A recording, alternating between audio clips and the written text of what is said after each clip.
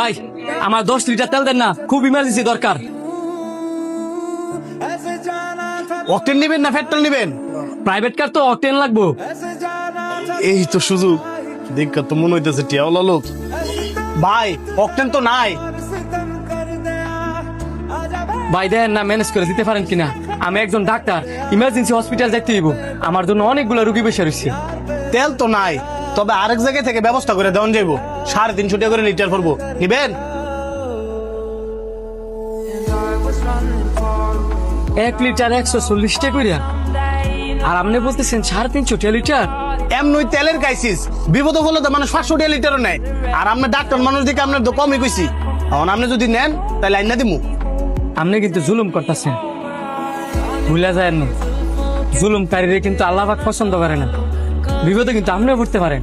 এত কথা শুনতাম না, এটা আমার ব্যবসা। এখন তেল আপনি কি নিবেন? ঠিক আছে দেন।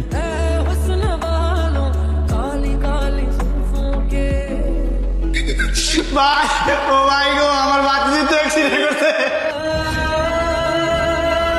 আরে হাসপাতালে লেগেছে, তুমি তাড়াতাড়ি আয়ো। আমার মা মরে গো। ডাক্তার সাহেব, ও ডাক্তার সাহেব, আমার মায়ের বাঁচান ডাক্তার সাহেব। ভিতরে আসেন। আপনার মায়ের সমস্যা কি বলেন? আপনার বইয়ের না ডাক্তার না, আমার মায়ের গাড়ি অ্যাক্সিডেন্ট করছে, একটু তাড়াতাড়ি আয়েন ডাক্তার সাহেব। রোগী আমি দেখছি, অপারেশন করাইতে হইব। আগে বিল পরিশোধ করেন, তারপর অপারেশন। স্যার কত টাকা দাম লাগবো? এই ধরেন 1.5 লাখ, আর এটা যেহেতু আমার ব্যবসা, আপনি 3 লাখ দিতে হইব। ব্যবসা মানে? স্যার ডাক্তারের ধর্ম তো রুগীরে সেবা করা। ও, ডাক্তারের ধর্ম সেবা করা, আর আপনাদের ধর্ম কি জুলুম করা? স্যার আপনি? জি আমি। আপনার একটা কথা বলছিলাম না, যে বিপদ কার কখন আসে কেউ বলতে পারে না।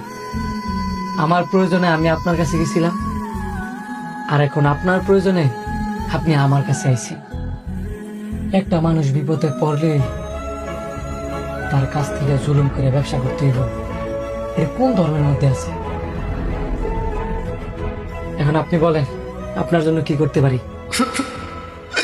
স্যার আমি আমার ভুলটা বুঝতে পারছি স্যার, ওই জন্য আপনার জুতা আমার দুটা মারে দিতা, তারপর আমার ভাইয়ের চিকিৎসাটা করে স্যার।